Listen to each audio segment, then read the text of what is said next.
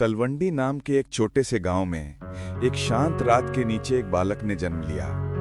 जैसे पूरा आकाश कुछ पल को ठहर गया हो, जैसे सृष्टि खुद अपनी सांसें रोककर उस क्षण को देख रही हो। उस बालक का नाम रखा गया नानक।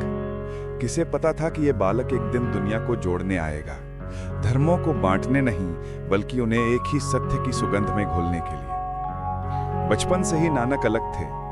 जब दूसरे बच्चे सत्ता और खेल के सपने देखते थे, नानक नदी किनारे बैठकर जल की धार को निहारते थे। वो ऐसे प्रश्न पूछते जो विद्वानों को भी मौन कर देते। हवा किसकी है? सूरज की रोशनी किसकी है?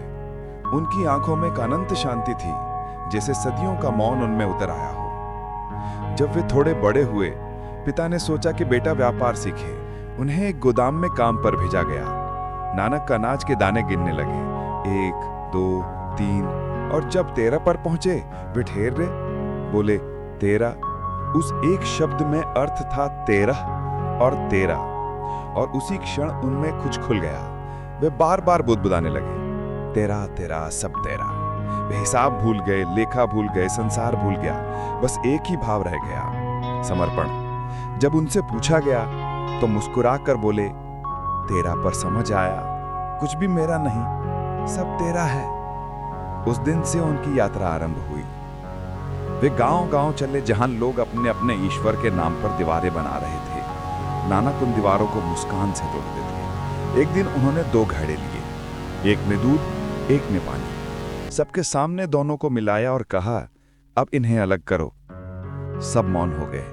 नानक बोले, जैसे दूध और पानी एक हो गए हैं, वैसे ही तुम भी उस एक परमात्मा में मिल चुके हो। तुम्हारा भेद, तुम्हारी घृणा बस भ्रम है। उनकी हंसी ने उस दिन कई हृदयों को पिघला दिया। एक सुबह वे नदी में ध्यान के लिए उतरे और लौटे ही नहीं। 3 दिन तक गांव रोया। तीसरे दिन जब सूरज निकला, नदी का जल सोने जैसा चमक उठा और नानक लौटे, मौन, तेजस्वी, दिव्य। उनके पहले शब्द थे, न कोई हिंदू न कोई मुसलमान। उन्होंने देखा था सत्य को। वे अब नामों से परे थे, सीमाओं से मुक्त।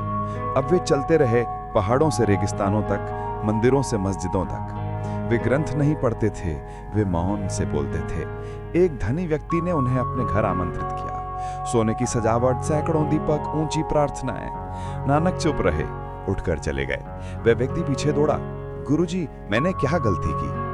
नानक ने पास के खेत की ओर इशारा किया, जहां एक किसान हल चला रहा था और धीमे स्वर में ईश्वर का नाम गा रहा था। देखो, नानक बोले, उसके पास न सोना है न मंदिर, पर उसका हर श्वास ही प्रार्थना है। ईश्वर उसे सुनता है क्योंकि वह दिखावा नहीं करता। नानक ने सिखाया, प्रार्थना करना नहीं है, बन जाना है। ऐसे जियो कि तुम्हारी हर सांस, हर मुस्कान, हर कर्म उपासना बन जाए।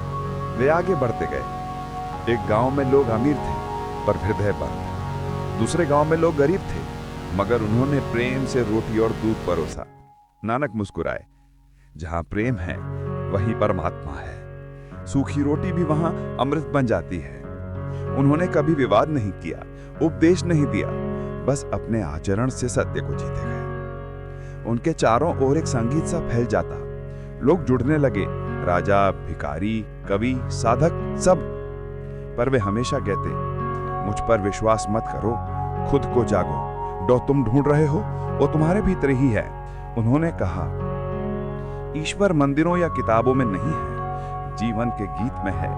गाओ, अपने हृदय को बांसुरी बनाओ, ताकि उसकी सांस तुमसे होकर बहे। जहां भी गए, नाम की ध्वनि गूंज उठी, प्रेम, संगीत और एकता की।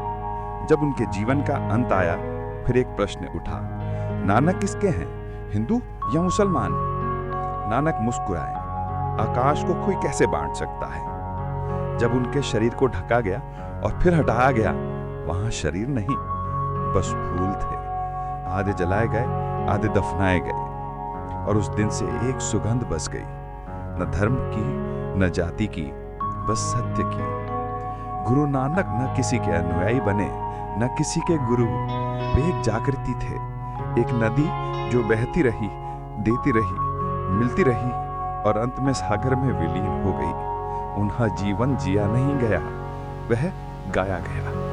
और वह गीत आज भी समय की हवाओं में गूंजता है, एक ओमकार, सब एक हैं, बाकी सब खेल है।